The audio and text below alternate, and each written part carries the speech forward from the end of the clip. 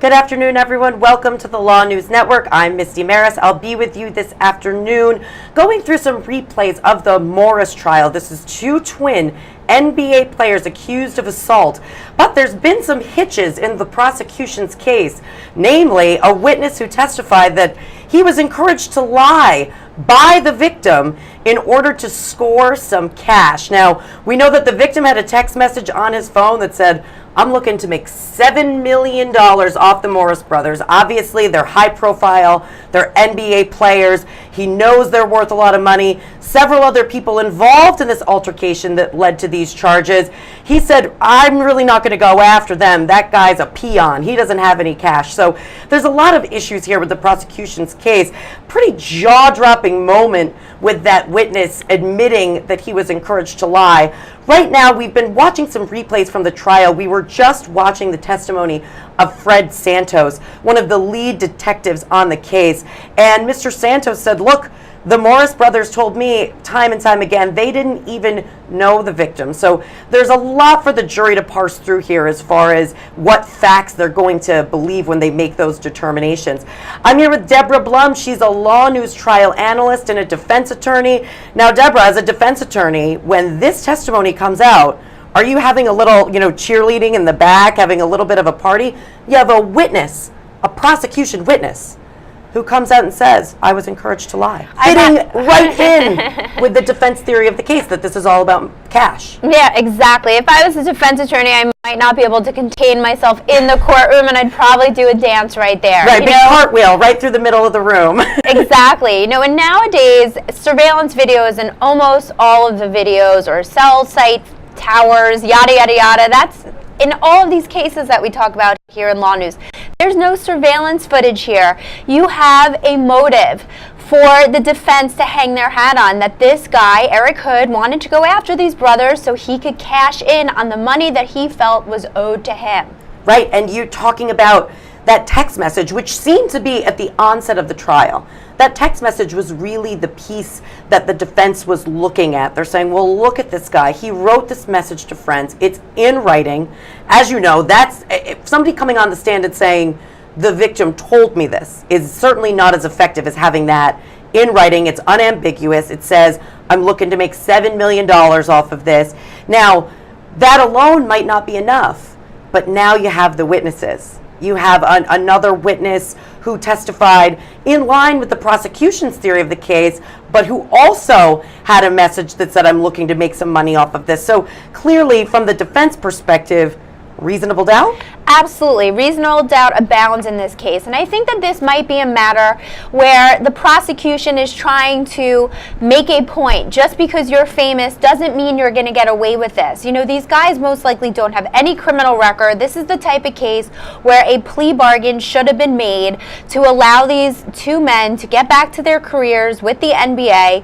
I'd like to focus on the fact that two of the co-defendants pled guilty, and the state has not called them as witnesses. They rested. If I was a juror, I would wonder, why didn't the other people who were involved, why didn't I hear from them? So, the defense also has that angle, that these two other individuals pled guilty. I'm not sure what the judge's ruling was with respect to that. But if they're allowed to get into it, they could say that the defense is going to argue somebody else, two other people already took responsibility for this. Right, and that is an interesting point, Deborah, because they did plead guilty. There's no reason why they couldn't testify. They don't have a self-incrimination problem. They've already pled guilty. They're done, essentially. And oftentimes the prosecution would want to put them on the stand. So that's an interesting piece. Now, when that witness got on the stand and said that he was encouraged to embellish and whatnot, I was under the impression, and I know you watched that testimony as well, I don't think the prosecutors knew he was going to say that. I think that was a pretty big surprise. Well, the prosecution oftentimes thinks that they have an incredibly strong case, and from my experience, they don't prepare enough for trial. They use this standard trial handbook where they look up the issues, and then they'll take whatever questions or opening or closing prepared for those sets of issues and use it, and they don't fully develop their case, which is what the defense attorneys typically do a lot more of, is take time to develop their defense. And of course, some prosecutors are amazing and they're skilled trial attorneys who will go the extra mile, but too often which is great for the defense, but the prosecution will not spend the time and really figure out how to make sure that they win. Right, and Deborah, you make a great point there, especially in a case like this, where you do have multiple people that are involved in this altercation, and even the testimony of the victim, he testified that he's certain the Morris brothers were a part of this, but his back was facing, when somebody first accosted him, his back was to them. It's dark, it's nighttime. One thing that struck me is that one of the other witnesses was asked about the descriptions of each of the people, and again, we know it's nighttime, we know that it can be difficult to see. As you pointed out, there is no video footage to corroborate anyone's side of the story, but that witness said they weren't quite sure about the heights of some of the people that are involved. Now, the Morris brothers are 6'9". So even if you're not positive, you and I, we might be 5'6", 5'7", 5'8", be like, okay, they were a woman of average height. These people, the Morris brothers, that is not average height. I mean, they are so tall. So wouldn't you know that as a witness? Wouldn't you say this person was, look, I didn't really get the best look at their face, but they were giant?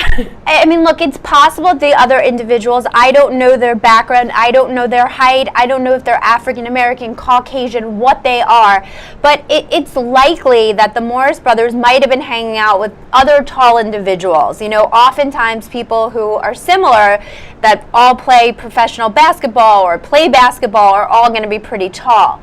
So it's possible that the witness couldn't recall that, but again, that's reasonable doubt. There's a lot of doubt here, and as you just said, the victim said that he was turned around and he only said that he saw, one have him kneel down and maybe punch him, but nothing he's saying is conclusive.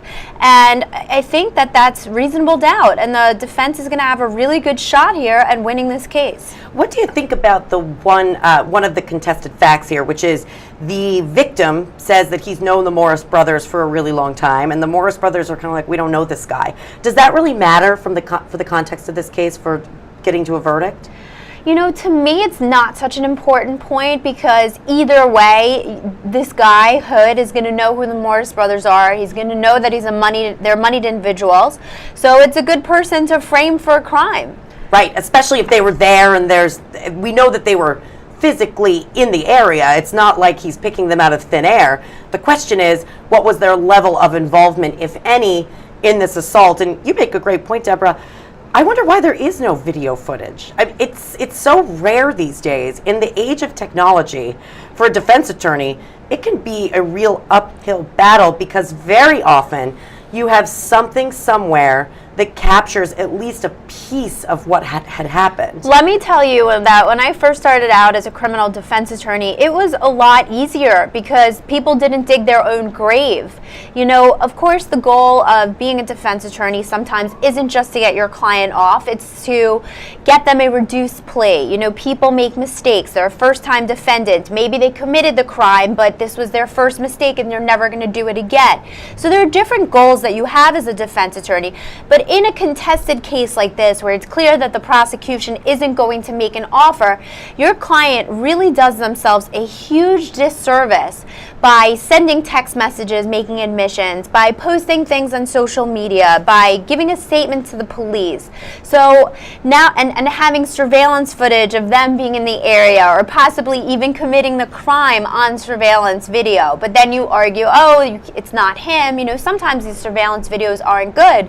But that's another thing. As time has gone on, I see that the surveillance footage is getting better and better. So people just don't think. You shouldn't commit a crime in the first place, but... Of course, right. No one encourages committing of any crimes, but the fact that technology is so prevalent now, and in the legal field, the law is ever changing about how much of surveillance videos, whether it be that Facebook posts, how far we can dig into somebody's online persona if it's relevant in a trial, and how far back they can go, whether it's private or public. All of this stuff really matters in the context of a trial and helps us get to the truth. Because as you said, Deborah, and I'm a defense attorney myself, sometimes it's not a matter of, okay, you have the wrong guy. Sometimes it's that somebody made a mistake and that you're creating those legal arguments that would go along with a reduction of sentence, mitigating factors, something like that, or a plea deal. In a case like this, I think one of the most damaging pieces of evidence for the prosecution is actually that text message, because maybe without that, there wouldn't be, you could have this theory, and the defense is allowed to propose theories. They don't have to prove their theory. They're allowed to propose alternative scenarios and alternative theories of the case. But that text message, $7 million, it's clear as day. It's really, really going to be something the jury is going to consider. Absolutely. But the prosecution, on the flip side, is allowed to argue, look, just because this person recognized that these brothers have money doesn't mean that they didn't commit the crime. And they could have a skillful argument, which I expect them to do in their closing, to say that, to really hammer that home to the jury. Yeah, I think you're right, Deborah. I think what we're going to see is, just because there is that acknowledgement, obviously, these are two NBA players.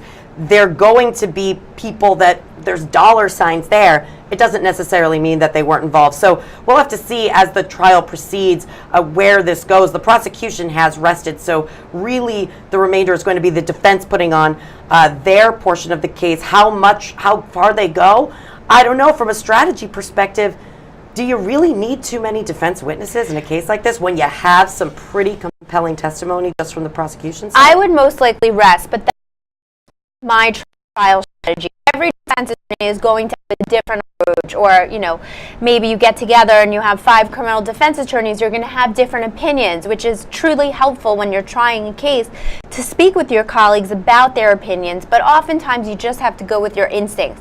If I was the defense attorney here, if I had a really, really helpful witness, then I would put them on. But short of that, I would rest myself and I'd say, look, what we told you is going to happen throughout this trial is true.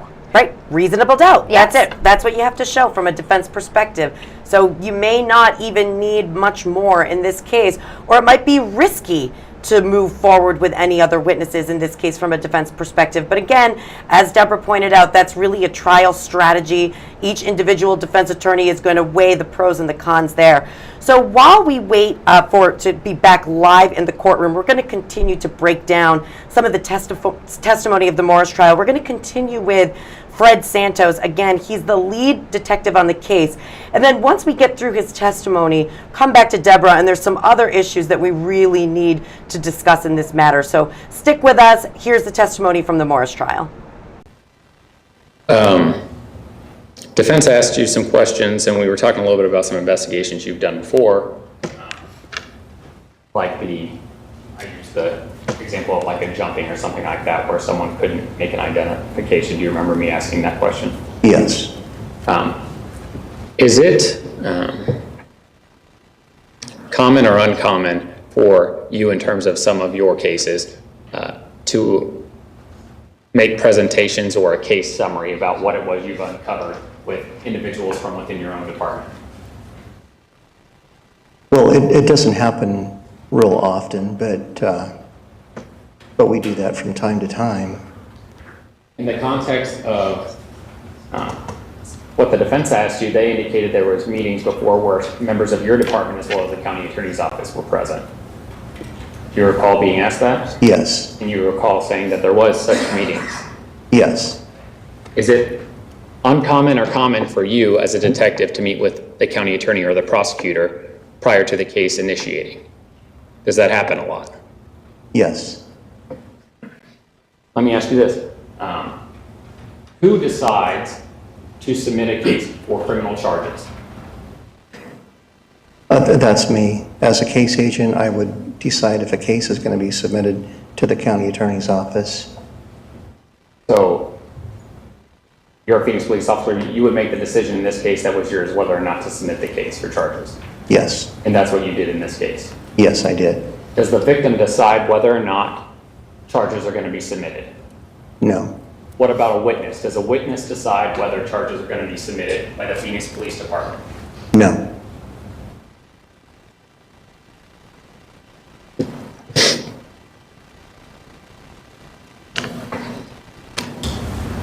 Now, Mr. Eckstein had asked you yesterday, I believe, about that you had done a lot of work in this case. You logged a lot of overtime hours.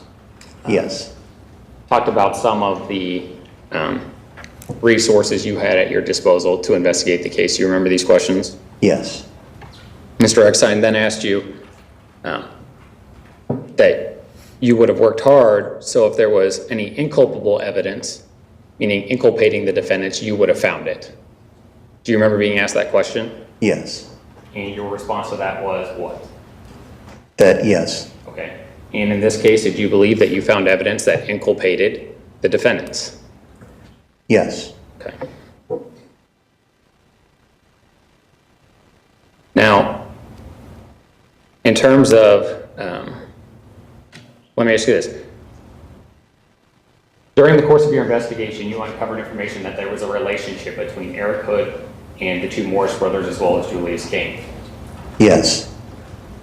And that was in information more than just Mr. Hood telling you that.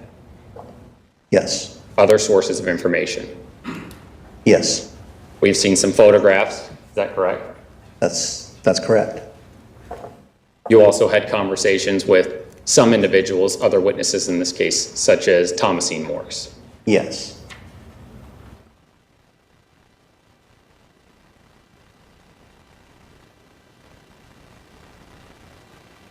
And during the course of this investigation,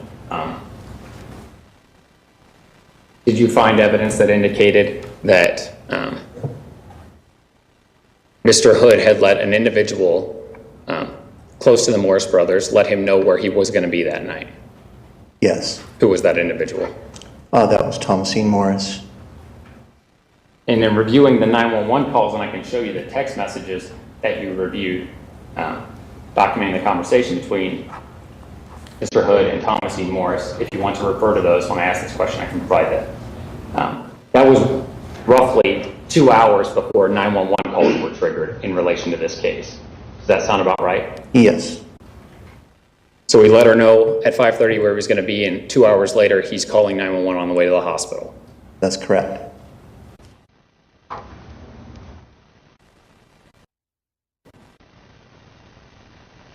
Now, the first patrol officer that responded, what was his name? That was Officer Berglund. And is it common, Detective, that in a case such as this, where you're not necessarily responding to a crime scene, you're responding to a hospital, that the first responding officer tries to take as much information as he can to prioritize A, what kind of case this is, and B, where's my next call going to go? That's correct. Other than the 911 call, Officer Berglund wouldn't have had any information given to him that you know of as the case agent prior to walking into the hospital and trying to figure out what had transpired. That's correct.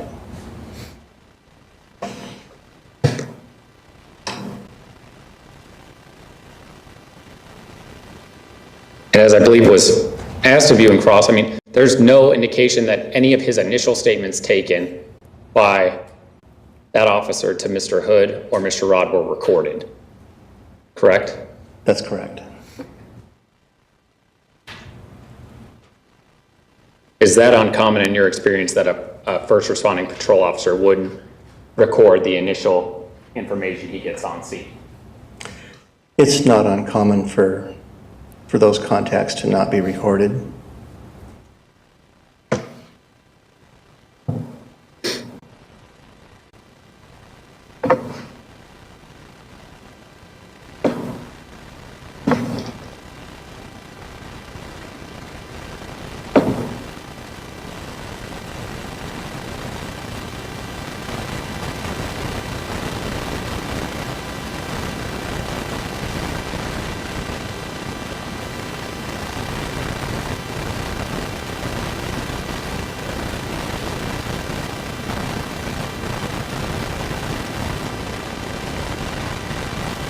You were asked questions on cross-examination about the confrontation calls, whether you were present or not present during some of those calls. And I just want to ask some clarifying questions so I understand what it was you're indicating. First of all, whose idea in this case was it to initiate confrontation calls? That was my idea. And correct me if I'm wrong, and I think it's worth going into a little explanation of these calls. What is the perceived benefit from you as the investigator to making a call, in this case using Mr. Hood, to call people that he knows versus you trying to call them? Why do you think that could be helpful? Well, there's a very good reason why, because in this particular case, I already knew that there was a relationship between Hood and Thomasine, because he had indicated that they had been friends for quite a long time. And that he also indicated he texted her and told her that he was going to be at the Arch facility at a particular date and time. And since this is the mother of the twins, and they were at the Arch facility, and this incident occurred, there's a very strong likelihood that because of their relationship, Mr. Hood and Thomasine, that if she believes that she's speaking to him in confidence, that she might possibly reveal information that would be beneficial to this investigation. So you believe as an investigator that there's a potential benefit to letting someone, like in this case Mr. Hood, make that phone call versus you, in terms of what the potential witness might say on the phone? Yes. Fair to say you would perceive that maybe that person wouldn't have as much of a guard up in terms of talking to a police officer? That's correct. Would it be fair that a lot of the individuals in this case, whether it was at the Arch facility that night or specifically some of the individuals we've heard from in court, Jacob Miller, Mustafa Law, those individuals upon first police contact did not appear to want to be involved in this incident whatsoever. Is that correct? Yes, that's correct. Did you experience hesitancy in trying to get anyone to say that they saw anything that night? Objection, Your Honor. This is Overruled.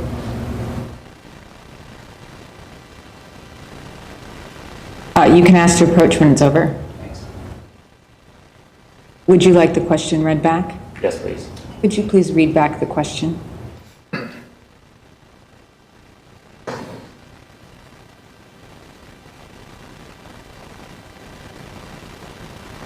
Question is, did you experience hesitancy trying to get anyone to say they saw him?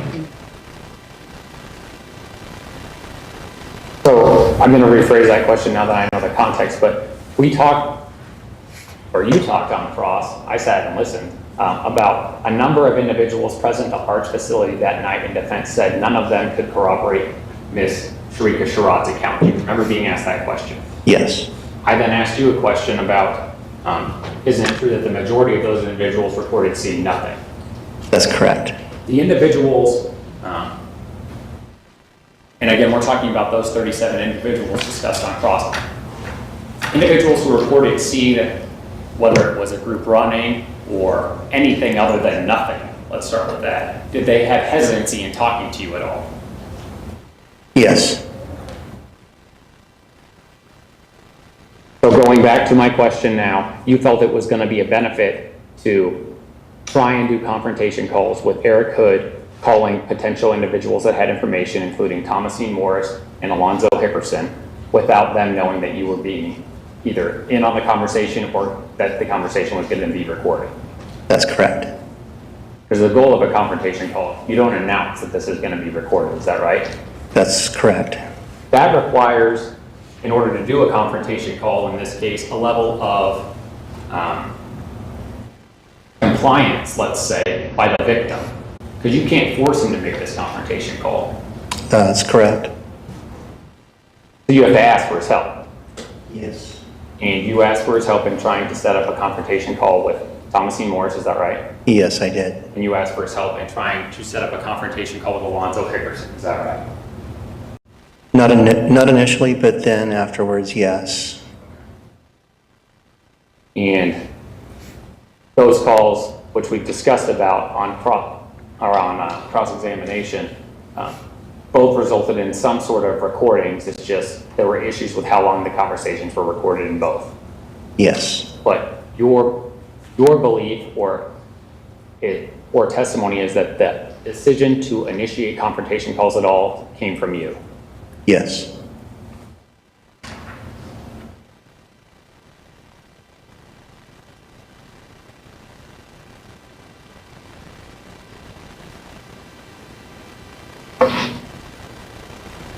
If I could have just a minute. Yes.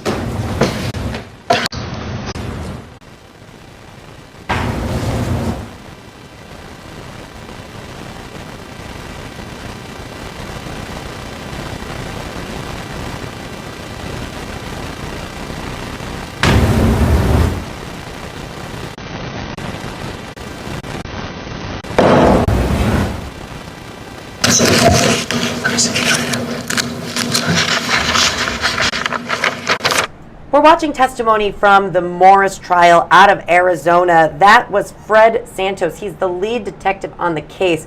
We're reviewing this testimony while we wait for court to be back in session. We're coming back live to that Arizona courtroom at 1:30 p.m. today.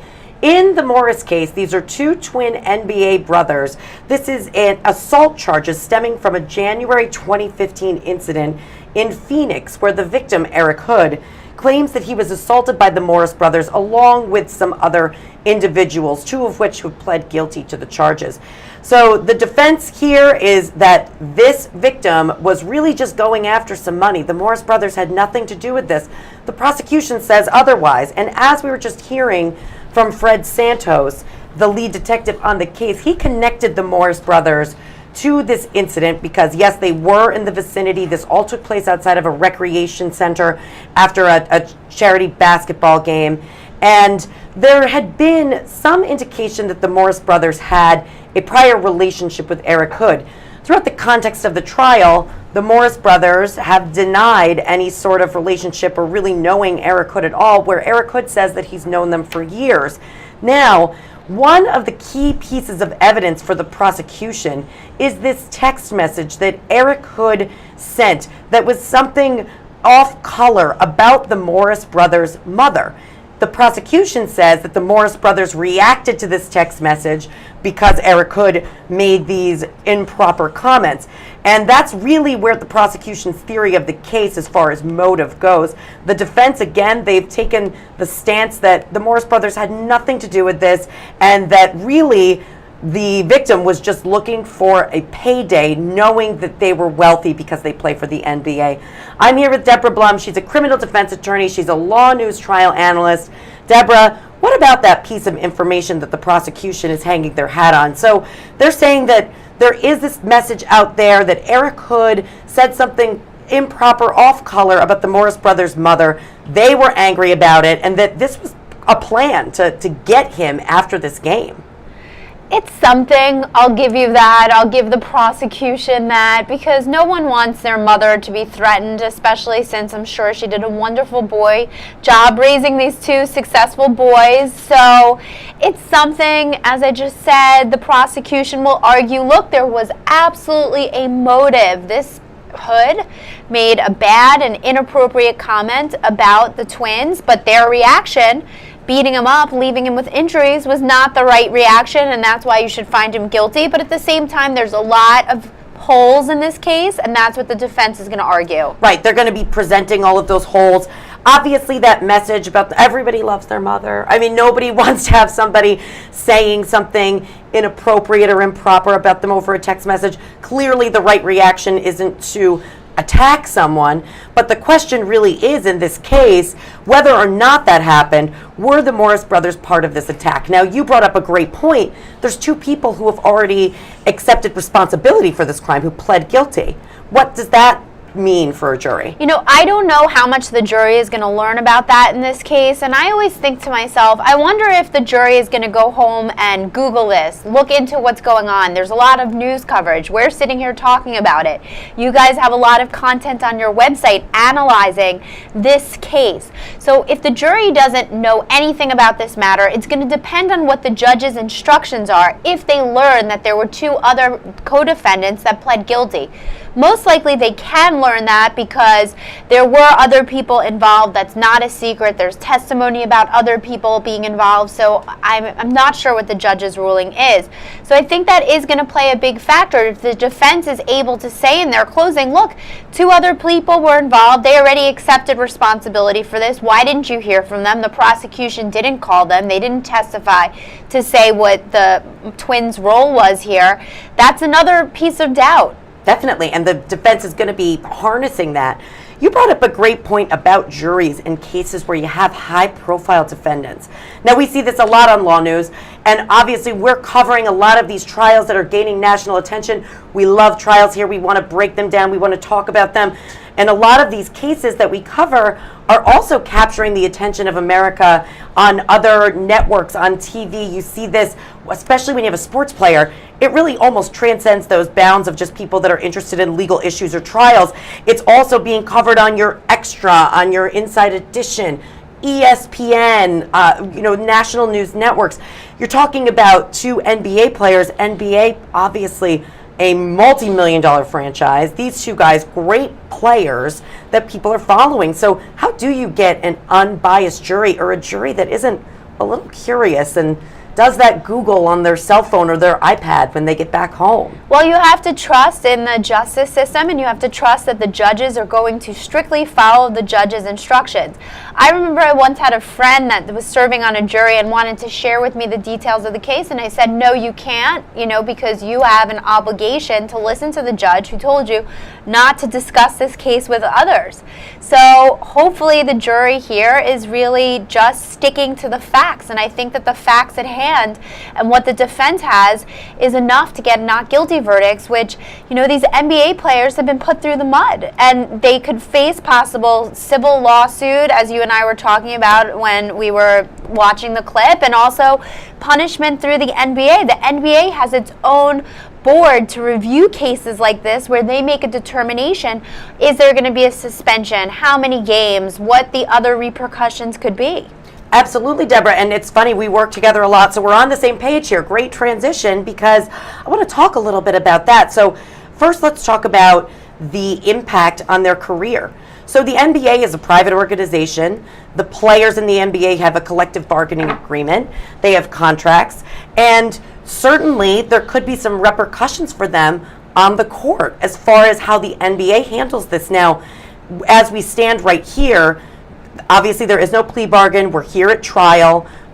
We are waiting for the jury to decide. If it's a not guilty verdict, then assuming the NBA's collective bargaining agreement would likely not have any punishment for someone who was accused of a crime but not convicted of a crime, or who didn't plead guilty to a crime, right? So they might be in the clear in that sense.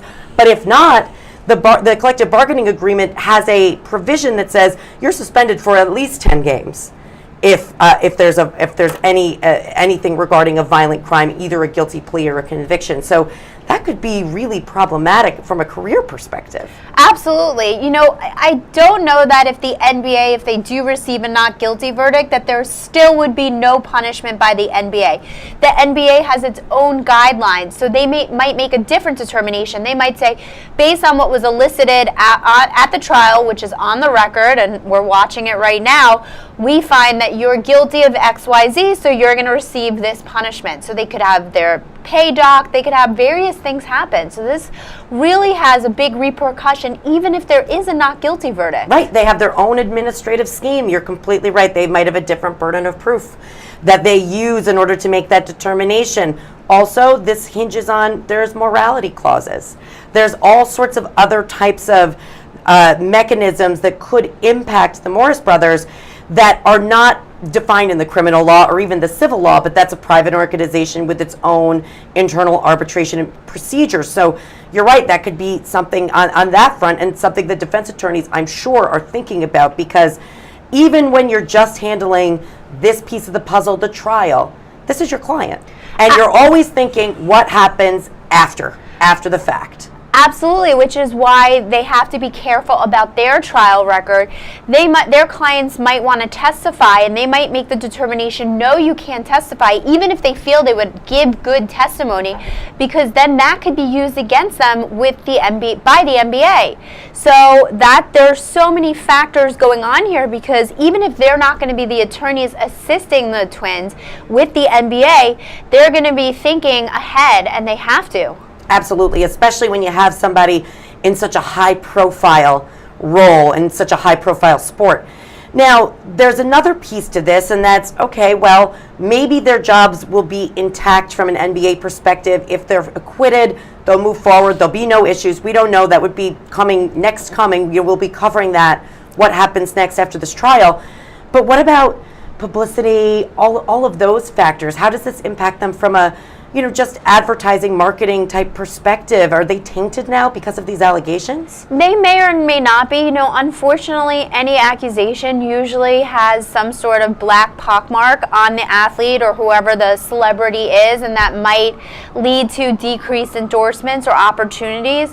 But at the same time, I think that the evidence sounds pretty flimsy here, so hopefully that'll be something that's taken into consideration when making the determination about their sponsorships. And I think you're right. Hopefully that will be. I mean, obviously this trial's being covered. There's going to be a lot out there in the media. Whether or not that has a negative or positive implication, if they're exonerated at the end of the day, who knows? There may be something to that. Now, we also have a civil case that was filed a year after this incident in 2016 by the victim. How does that play into all of this? Because, of course, if there's a conviction at the end of the day, then the civil case is a complete slam dunk. The question doesn't become, is there a liability? The question becomes, how much are the damages? So that would be the end of the day there. But if there's an acquittal, the defendant, as we saw, probably the most famous example of this is the OJ case. The victim can still go after them for monetary compensation. They just have to prove those two prongs, liability and damages. So where do you see that going? You took the words out of my mouth. I was going to bring up O.J. Simpson as the classic case of a not guilty in criminal court and then having to pay out a ton of money civilly, because the burden in a civil proceeding is less than a criminal case. So all of the factors are going to be considered, including all of the trial testimony.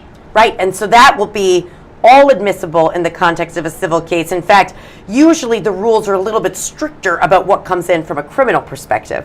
In a civil case, anything relevant is really going to come in, especially if you have testimony. And you don't have that same, I don't have to take the stand. In a civil case, every single person's going to be deposed.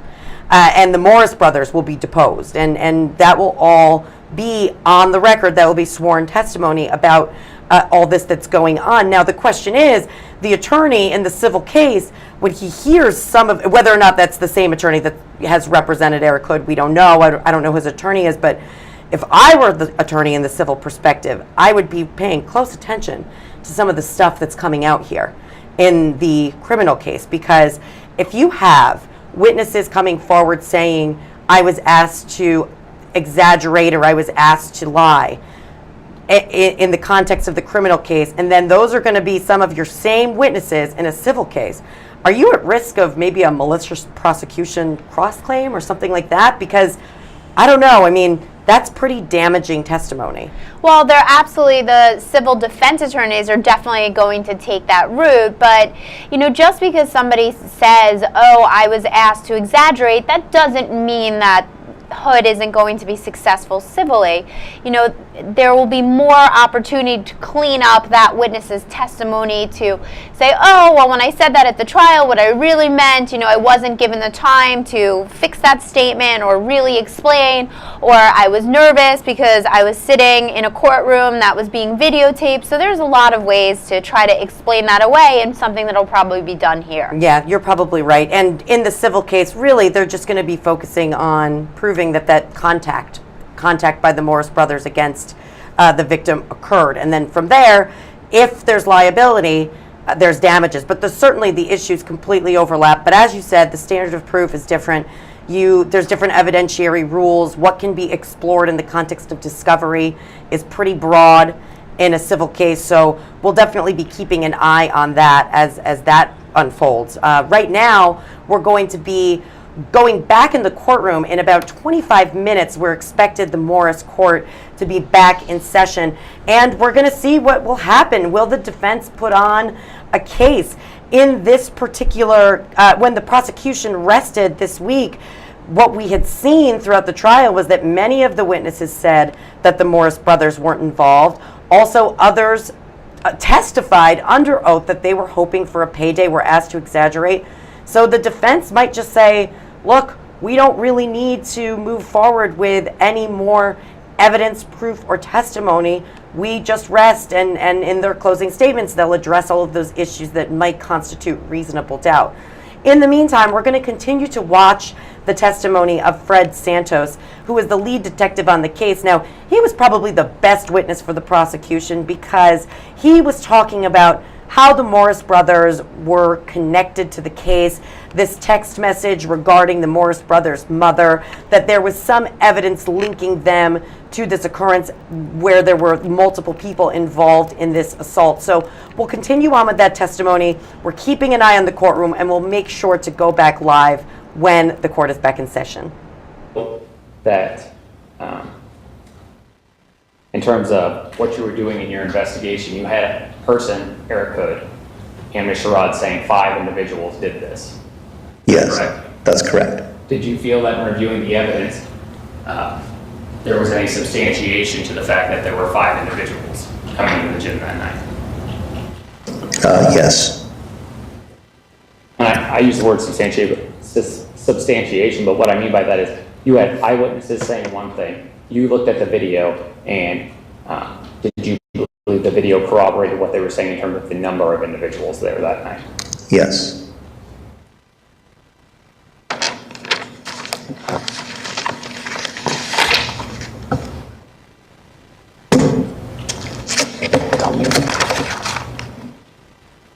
No further questions, Judge. Yes? Detective, a couple questions. In response to Mr. Fisher's question about why you would have an individual make a confrontation call with somebody they have a relationship with, you answered that you wanted Mr. Hood to have a confrontation call with Thomasine Morris specifically because she had sent a text message to Mr. Hood a couple hours or so before the altercation that's the subject of this case. Is that right? Yes. And so I just want to ask, do you know whether in that confrontation call that subject ever came up? The sending of that text message? No, I don't believe it was. So as far as you know, Mr. Hood never asked Ms. Morris in that call about her having sent that text message and the potential connection of that event to this case, correct? And you're talking about the conversation that he had with Thomasine for about 17 minutes, correct? Correct. Okay. In almost the entire conversation was pretty much one-sided with Mr. Hood speaking only. And I don't recall if there was any information where they discussed receiving or sending text messages. Mr. Hood never asked her about that in this call, right? I don't think so. Nothing good. Redirect?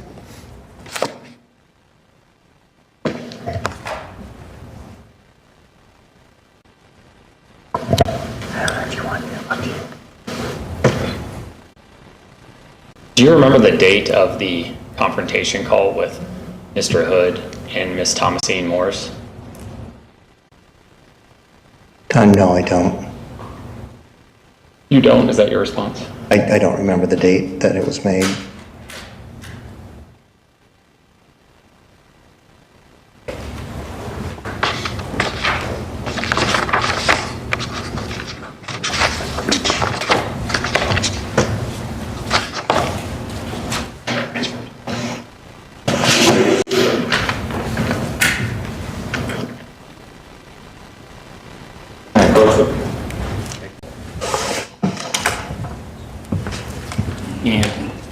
terms of communication, well,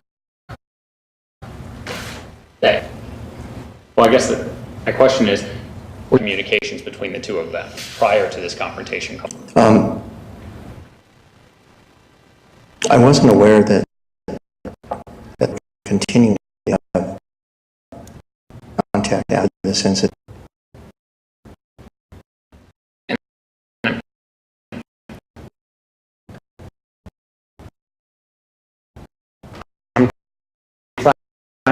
Maybe I'm not asking that question correctly. Do you recall seeing screenshots, Detective Santos, from Eric Hood's phone where he documented the text conversations he had starting on the 24th into the next few days afterwards with Thomasine Morris? Yes, I recall that. So, based off of that information, would you agree with me that there are texts preceding after the 24th in those screenshots as well, meaning into the 25th and 26th, between Eric Hood and Thomasine Morris? Yes. So you were aware that after the incident had occurred on the 24th, that they were at least still in a line of communication between the two of them? Yes. No further questions. Any questions of this witness from the jury? Columbia? Welcome to the Law News Network. I'm Misty Maris. Thank you for joining me this afternoon while we watch some clips from the Morris trial out of Arizona. We're waiting for court to go back live in the courtroom. That should happen around 1:30, about 15 minutes from now. We anticipate the defense will maybe they'll put on a case, maybe they'll just rest. We're not really sure what direction they're going to go in. That's because some of the evidence that came out during the prosecution's case that rested earlier this week was favorable for the defense. So it's going to be interesting to see what strategy those defense attorneys employ. So there's so many different ways to attack in a criminal trial from a defense perspective, and there's so many different strategies, and there's a lot of factors that are weighed when you make that decision about where to go next from a defense perspective. I'm here with Deborah Blum. She's the LawNewz trial analyst, criminal defense attorney, perfect person to talk to about this. So sometimes as a defense attorney, you're sitting there, you're strategizing, you know that it's the prosecution's burden to put on a case and prove their case beyond a reasonable doubt. And you'll see many times in opening statements, defense attorneys really focus on that. They tell the jury, look, we can sit here like this the whole time. We don't have to do a thing. It is the prosecution's burden to make that case. So when you have some favorable witness testimony from a defense perspective, what's going through your mind as you're sitting at that table and you're making that decision to move forward, put more witnesses on? What are you thinking about? Well, it's always a very important, crucial decision.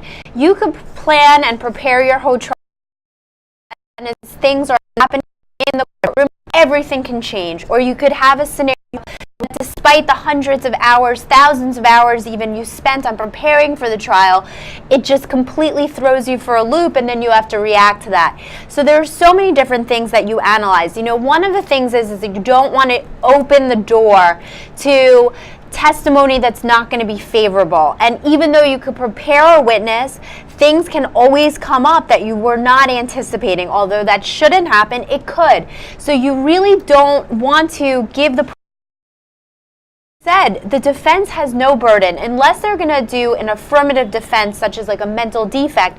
They have no burden. The defendant doesn't have to testify. That's actually a charge that the jury receives when they get the case, is that the defendant has no burden whatsoever to testify, and you can't hold it against the defendant. Some of the defense attorneys are of the belief that that the jury is going to hold it against you, where others don't believe that. I happen to be one that doesn't believe that. You know, I think sometimes if it's a domestic case or a drinking and driving case where your client is accused of sleeping behind the wheel, then in those cases it's good to put them on the stand to say, no, I didn't abuse my spouse, or no, I wasn't driving, or like the prosecution said, I was sleeping behind the wheel and I simply had the key in the ignition because I wanted to stay warm. So in my opinion, it's better not to call your client typically. And also, unless you're going to call an expert like a crime scene reconstructionist, I mean, those are the types of things that you're questioning whether you want to educate the jury on. Right, and in this particular case, when you're making that strategy call, especially about putting your client on the stand, because many defense attorneys have this belief that you don't want to do it unless you have to. And that's because you can open up the door to other areas of inquiry that would normally never be a part of the trial. And that doesn't, it could be damaging, it could not be, but trials are unpredictable in that way. So in a case like this, you might not have to put your client on the stand because there's enough doubt from the other witness testimony. There's no need for that person to tell their story because there's other witnesses who kind of told it for them. So you're right, Deborah, there's certainly a lot of strategy that goes into making that decision. Also, if you put up a witness, for instance, when we were talking about this case before, the prosecution put a witness on the stand who did testify that they were asked to exaggerate about the circumstances and the Morris brothers' participation in this assault. You don't really know truly what you're getting as an attorney. The old standby rule is do not ask a question you don't know the answer to, and do not put somebody on the stand if you don't know exactly what they're going to say. But people are people. You can talk to somebody for 12 hours, you can prep them all day, all night. Still, you can't guarantee the testimony is going to come out favorable to you. Absolutely. You know, you see that when you prepare your witnesses. Some of them don't take a lot of preparing and they sing when they get on the witness stand, and others you could spend hours, hundreds of hours with, and then when they go in and they sit there before the jury, they're going to fail and it's going to be miserable for you. So you really never know.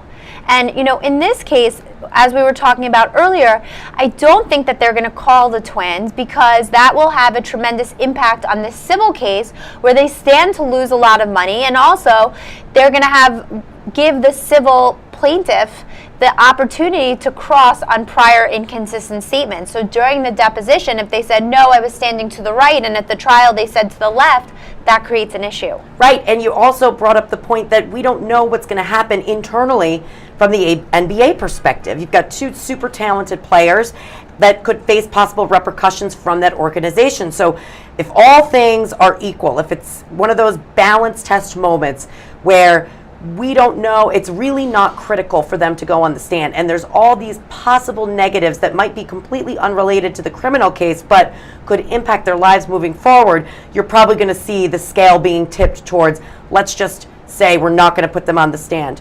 Now, if there's other witnesses perhaps, and Deborah, I'm interested in your thoughts on this, you have two people who pled guilty. Is there a chance that the defense tries to bring them in and put them up on the stand?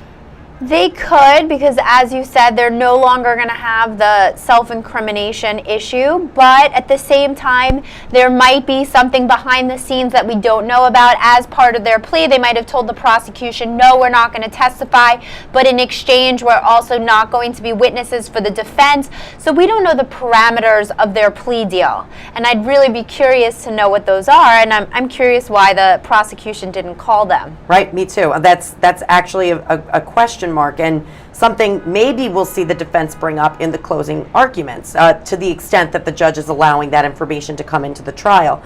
So at the end of the state's case, which we see in basically every case across the board, no matter what the facts or what facts came out of trial or what the witness testimony says, you see the defense move to dismiss the case.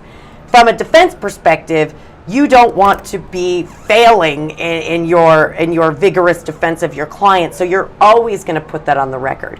But what does it take to actually get this dismissal? Obviously, in this case, we saw it denied. It's traditionally denied. The courts have an interest in the jury making these determinations. They're the ones that make determinations of fact. So the law says XYZ. If the judge feels that there's no case under the law, maybe they can. But when there's questions of fact, you really see a jury involved. So tell us about that. What does it take to get a dismissal after the prosecution rests? Well, you're asking the right person, because I love trial orders of dismissal, and I always get so excited to prepare them when I have a trial. I'm going to get right back to that. But with these two co-defendants that took plea deals, if they had to plead guilty to the top count, then obviously they weren't going to be given credit for their testimony. So maybe they really are guilty, and that's why they pled guilty, or who knows what else was going on. Who knows what their criminal background is. But now shifting gears to my favorite topic, trial trial orders of dismissal, or one of my favorite topics. What you're doing is arguing, even in the light most favorable to the prosecution, that the state did not prove their case. And then you're going to use applicable case law and show how the state neglected to prove each and every element of the crimes charged. So that's what the standard is. So what about a case like this, where the testimony is favorable to the defense? Does that factor in? Is that part of the argument, or is that really, you're steering clear of anything that could be a factual issue? Well, you know what? You could probably bring up the credibility of the witnesses, and that would be a state-by-state analysis, what the actual case law is there, and if that could be a factor that the judge decides during the trial order of dismissal. But something more common would be, in an assault, you have this concept of physical injury, whether it was serious physical injury or just physical injury. So if it's a felony assault here in New York State, you need serious physical injury. And there are a ton of cases on what that means. So you could even argue in a case like this, based on the laws of Arizona, the state did not prove serious physical injury, or whatever their similar term they're going to use, and you're going to say, Your Honor, even in the light most favorable to the prosecution, based on all of these cases and based on the testimony that you heard in the courtroom, the injuries sustained by Eric Hood do not meet the necessary standard. Right, that would be a great argument. I mean, we're talking here, there's no weapon, it's broken nose. The defense brought up some of these points throughout the course of their cross-examination of the police involved. We just watched the testimony of Fred Santos. One of the points that the defense brought up, and again, that could be maybe a viable argument when you're making that submission to the court to dismiss the case, but just switching back to what the jury's hearing and what they're going to be taking into consideration when they go for when they make a determination on the verdict. The defense brought up that there was an awful lot of police resources put into a case like this, as an assault that was without a deadly weapon. And I'm not saying every crime isn't serious. Of course, assaults are serious. They're very serious crimes.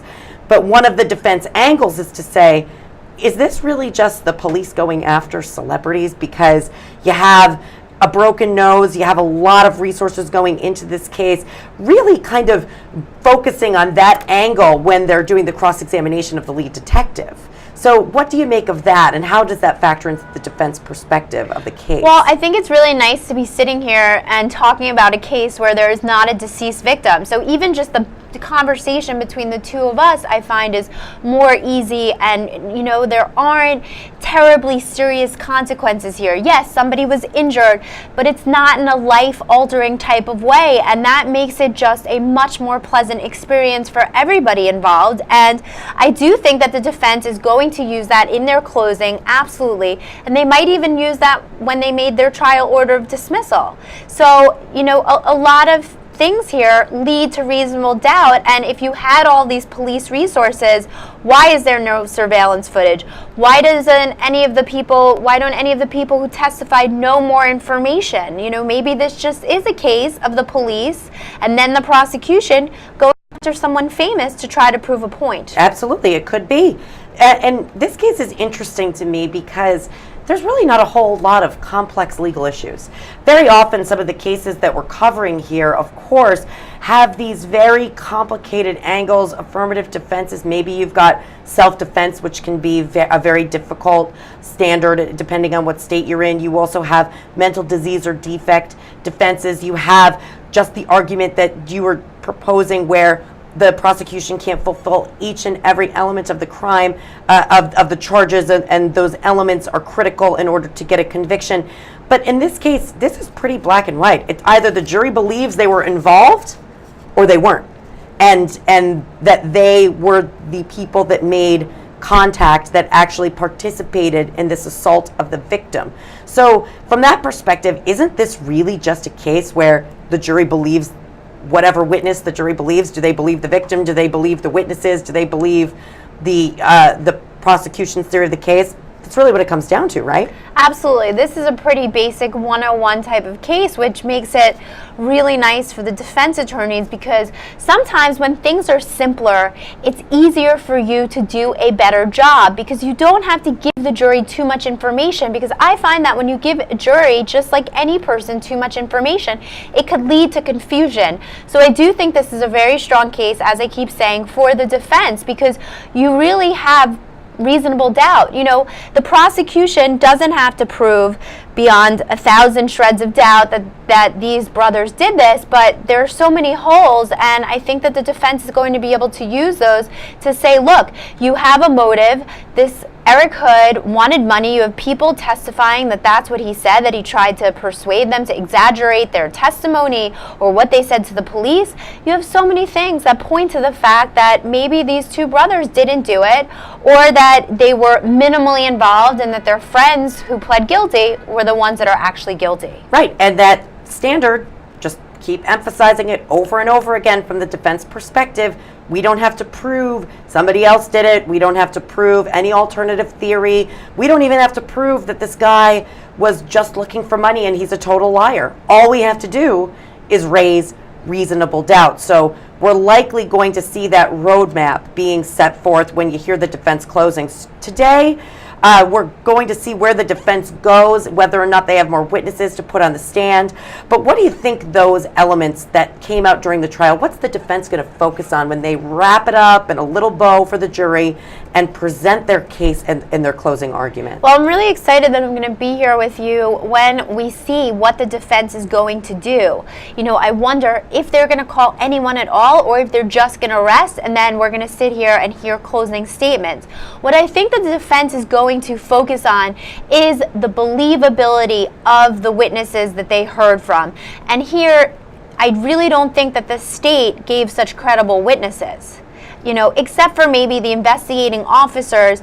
Sometimes you want to attack certain witnesses and just have a brief encounter with the other witnesses because you're not going to be able to get anything good or, you know, out of them, so you just leave it. You know, it seems like here they attacked the witnesses that they needed to, and they got from the other witnesses what they wanted. So they're going to reiterate all of that information, and that all leads to doubt. Right, and I think from a defense perspective, look, in this case, based on what we've seen, unless I had a rock solid witness that I knew was going to say they were 100% not involved or something else, something super unambiguous, I would not even move forward. I think here, this is a case where there's a lot of reasonable doubt. There's a lot of credibility issues on the part of the witnesses.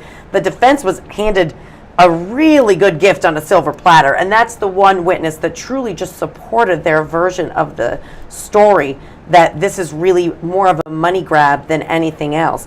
But then the question becomes, why pursue, from the victim perspective, you're pursuing the criminal charges, you know, you're going full bore on that. And again, that's up to the prosecutors, right? So the prosecutors decide if they're going to press forward. But from the victim perspective, he's fervently pursuing this case. So does that factor into the assessment about their involvement? It could. You know, the jury can decide however they want, and they really have very few guides that are given to them about their decisions. I'm always amazed that when the judge reads the jury instructions to the jury, that they're given this information, but it's not always defined. It's not clearly stated, oh, this is what this means, or you have to consider this. It's more they're told you don't have to hold it against the defendant that he or she didn't testify. So the jury can consider anything they want pretty much, unless the judge specifically tells them not to. Right, exactly. And that's what we'll see when we see those jury instructions at the end of the case, if this case wraps up today, which it seems like there's a pretty good chance we may see closing arguments today. It'll be interesting to see whether or not those other two people that had pled guilty in the case are involved in any way. Again, we don't know if there was some sort of issue with that was already addressed in the plea deal. That's certainly a viable explanation for why we didn't see them during the prosecution's case. There's also some elements of, are there other witnesses that might be at play here that the defense is going to call? I do not think we're going to see them testify. I really think you're right, Deborah. I think your assessment is spot on, that it's better to leave them off the stand given the fact that there's so much at stake even outside of this criminal courtroom. Now, what do you think the prosecution is going to focus on when the prosecution does their closing argument? Because obviously we're going to be hearing from them. They're going to be trying to piece together this puzzle. What are going to be those key factors the prosecution is going to hammer home? Well, the prosecution is going to hammer home that just because you heard issues about the $7 million that the victim and his friends could have gotten, that doesn't mean that they're lying. It just means that they realize that he was the victim of a crime by two people that are extremely well off. That doesn't mean that he's lying. And then they're going to say that, just because there were some spotty things they might have said, it also doesn't mean that they're lying or that you can't believe that these brothers were there. We know that they were physically in this parking lot. No one is disputing that. They drove off. They didn't stick around like Good Samaritans, although, I don't believe this is a Good Samaritan state. They don't have any obligation to stay. They got out, drove off into their fancy car, and you're going to try to paint them as people who are above the law due to their notoriety. Right, motive and opportunity, that's going to be the focus. So as you can see, we're live in the Morris courtroom. The judge has taken the bench. Court has not begun yet, but we're in the courtroom now waiting for the next step of the trial. As we have said, the prosecution did rest earlier this week. The defense asked for a dismissal. The judge denied that request, which is very common, especially when there are issues of fact and when you have a case like this where the decision of the jury really rests on the credibility of the witnesses. Deborah, what are some examples where that dismissal would actually work? Is that when you have a case where the DNA indicates that it could not be them, or you have somebody who is has a rock solid alibi and could not have possibly committed the crime? I would say that a good example would be in an assault case such as this, where it's a felony charge and it's serious physical injury, but the testimony, even in the light most favorable to the prosecution, doesn't show that they prove serious physical injury, and it's so clear. Right, exactly, and that's what you have. That is definitely an argument that's often made with respect to that threshold of what constitutes a serious physical injury. Obviously, attacking each and every element of the case, of the crime that's alleged is certainly critical to the defense, and that's what we're going to see here. It looks like we're hearing in the courtroom that the defense is going to call at least one witness. So we're going to be seeing that soon. We are live in the courtroom. We don't want to miss a beat on the Morris trial. We are waiting for the court to come back into session. Right now we see the judges taking the bench. We've just heard that there's the possibility that the defense will be calling at least one witness, and we're waiting to see what happens next. So we will be keeping an eye on that. Again, there's a lot of strategy that's at play here. The defense has to weigh whether or not they believe that they've already raised that reasonable doubt by virtue of just poking holes in the prosecution's case. Now, from that perspective, there's a lot of credibility issues that certainly can be attacked from the prosecution's witnesses. And one of the witnesses that actually was on the stand for the prosecution was so detrimental to the prosecution when they said they were asked to exaggerate, because that really impugns the credibility of everyone involved. And Deborah, you made a great point. Very often in these cases, there's so many just heart-wrenching, tear at your heartstring scenarios. In this case, again, an assault is a serious crime. Absolutely not to diminish that in any way, but there is something to be said to having the victim is okay. I mean, the victim suffered some temporary disfigurement, which is one of the basis of this charge, but we do have somebody who maybe isn't garnering as much sympathy as another victim might be. So is that going to help the defense? It could. This is still, as you said, a serious crime. So there's a reason why the prosecution chose to prosecute here, because they take these things seriously. Anyone that's harmed is a major problem, and we have to take that seriously, and there's a reason why the jury was impaneled. But I do think that overall the jury can, like any other human being, think to themselves, look, this victim, we're sorry he was injured, but it wasn't a serious injury. He's able to go about his daily business now, and he's okay. And we found him and the other witnesses that the state called not to be credible. So for all of those reasons, we're going to give a not guilty verdict. I do think that if somebody ended up dead here, you wouldn't have the benefit, obviously, of hearing from that person, but you might have more sympathy for the victim. Right, and that's absolutely true, and certainly whether or not those factors are always at play. And from a defense perspective or a prosecutorial perspective, you're taking that into consideration when you're cross-examining witnesses. Sometimes you have a sympathetic witness, and a cross-examination can be really, really tough. And you're certainly aware of how the jury is perceiving certain witnesses, or how the jury might even be perceiving your performance as the attorney, and all of that matters. We're sitting here waiting for court to be back in session. We see the judges on the bench. It looks like there's some discussions going on at the defense table. Perhaps that's along the lines of what Deborah and I are talking about, some strategy about where to go next and whether or not they're going to call witnesses or who they're going to call. Now, Deborah, one interesting thing about defense attorneys, and I don't know if everybody knows this, that you advise your client about whether or not to testify. You give them your legal analysis of whether or not it's a good idea or a bad idea and the possible repercussions.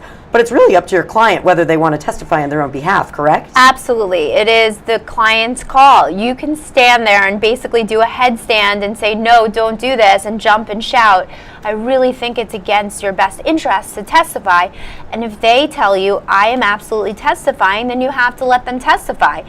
So, for example, in the grand jury, which is when the grand jurors decide whether or not to indict the matter, your client also has a right to testify. And oftentimes, as a defense attorney, you're going to tell your client not to testify there either. And if they want to, that's absolutely their right. And if they're denied that right, the whole indictment could be thrown out. So it is a very serious thing, your client's rights. Definitely. And sometimes you might make that recommendation. I don't think you should, but they really want to. They want to tell their story, in which case they will be on the stand.